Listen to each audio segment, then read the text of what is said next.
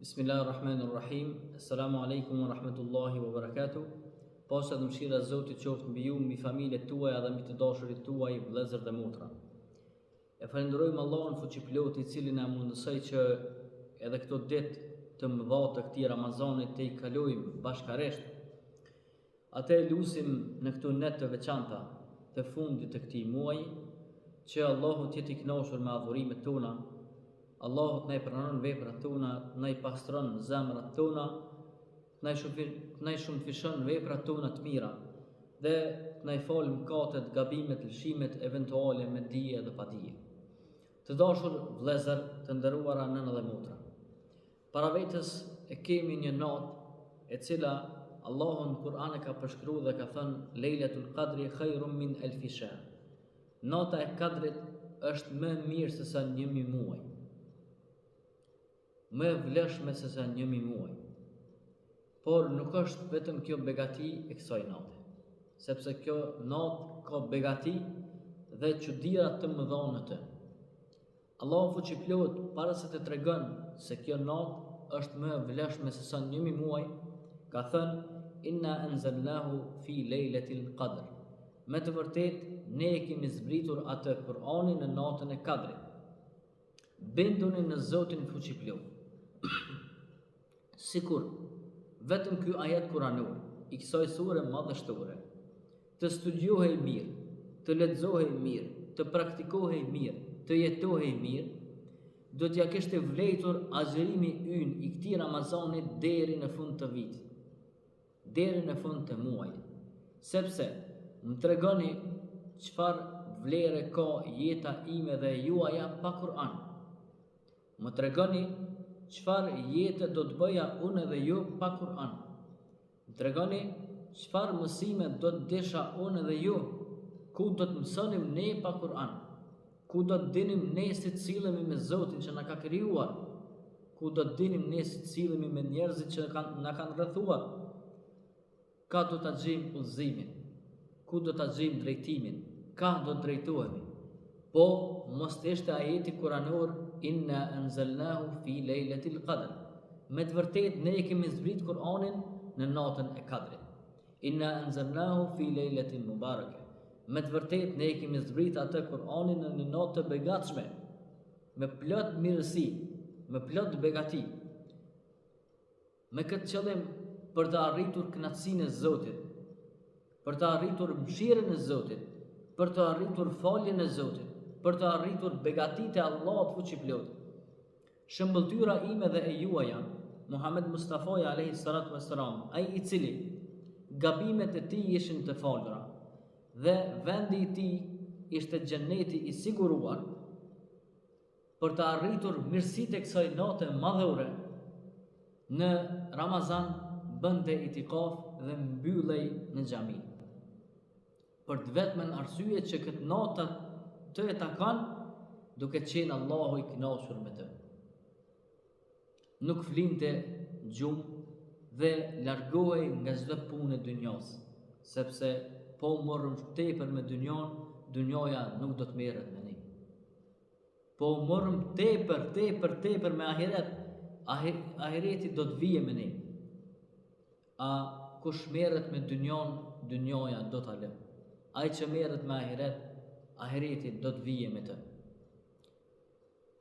Aisha radiallahu ta'ala anha, kur e pa që Muhamedi alayhis salam nuk po ndalet në adhurim, ja bëri një pyetje të cilën do ta kishim bërë edhe nesër. E më tepër na intereson përgjigjja çfarë u përgjigj i dërguari i Allahut sallallahu alaihi wasallam. Ja Rasulullah, qofse Allah më mundëson që të takoj natën e Kadrit, çfarë të them në të, çfarë të bëj në të, si të lutem në të. Muhamedi alayhis salam i tha Aishës, por edhe neve, thuaje këtë dua: Allahumma innaka afuwun tuhibbul afwa fa'fu anni. O Allah, o Zot, ti je falës, e don faljen, më fal mua. Të lutim Allahun fuqiplot me këtë dua, duke shpresuar shumë në faljen dhe mëshirën e Allahut fuqiplot. Muhamedi a.s. në njërën prej haditheve të tij na thot, ai I cili falet në natën e Kadrit me besim të plot, duke shpresuar në faljen e Allahut fuqiplot, në mëshirën e Allahut fuqiplot, do t'i falen mëkatet dhe gabimet e tij. Të dashur vëllezër të nderuara nëna dhe motra, begatit e kësaj nate nuk janë të pavlera. Begatit e kësaj nate janë të vlefshme sa një jetë e tërë njeriu. Ai I cili e ka fituar natën e Kadrit, e ka fituar dynjan dhe ahiretin. Nëse ne gjatë krejt viteve tona që I kemi agjëruar, arrim ta gjejmë vetëm një natë të Kadrit, duke qenë Allahu I kënaqur me ne, për ne kjo është e mjaftueshme. Por nëse ne çdo natë të Kadrit, çdo vete përsërisim gabimin e njëjtë, si do të kemi ftyrë nesër me dalë para Allahut fuqiplot dhe çfarë do t'i themi Zotit fuqiplot. Allahu na mbuloft me mëshirën e Tij, na trajtoft me mëshirën e Tij, na I begatoft sofrat tona, familjet tona, popullin ton, fëmijët ton, pleqet ton, prindërit ton, me begatit e Tij të cilat janë të panumërta. Allahu qoft I kënaqur me ne, na I pranoft adhurimet tona, na I falt mëkatet tona, na I zbut zemrat tona, na I qetësoft shpirtat tona, I gëzoft familjet tona, I gëzoft familjet të cilat tani janë me vaj në buzë.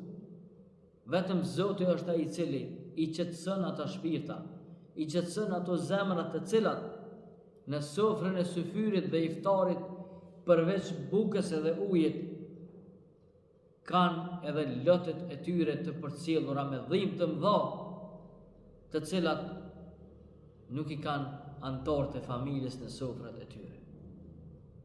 Në këto net të fundit të këtij Ramazani, ndaj 5 minuta kohë, lutë Allahun fuqiplot jo për të veten tënde, por lutë Allahun fuqiplot të gjithë ata që kanë halle, kanë probleme, kanë mërzi, kanë lodhje, kanë pikëllime, kanë vaj në buzë, kanë dhimbje shpirtërore.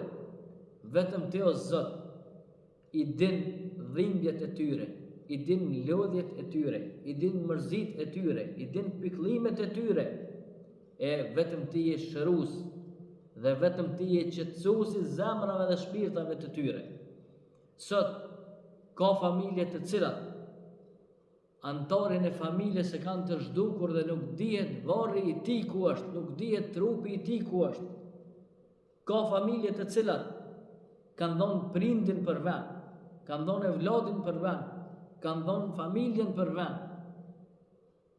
Nuk është iftari I njëjtë, sikur unë që jam me familjen time, sikur ai që nuk e ka antarin në sofrën e bukës. Ndani 5 minuta kohë. Kërkoni prej Zotit që Allahu t'i bekoj këto familje, Allahu të ndihmoj këto familje, Allahu t'i ruaj këto familje, Allahu t'i udhëzoj këto familje, sepse nata e Kadrit përmban begati të mëdha, përmban udhëzime të mëdha. E mundohuni që jo ta kërkojmë natën e Kadrit, por ta kërkojmë Allahun I cili është I natës së Kadrit, por dhe I tërë jetës tonë. Allahu është Zot I dunjas dhe ahiretit. Kërkojeni Zotin e natës së Kadrit, kërkojeni Zotin e Ramazanit, kërkojeni Zotin e dunjas dhe ahiretit. Allahu na post në kujdesin e Tij, në mëshirën e Tij, deri atëherë kur do dalim para Tij. Wassalamu alaikum wa rahmatullahi wa barakatuh.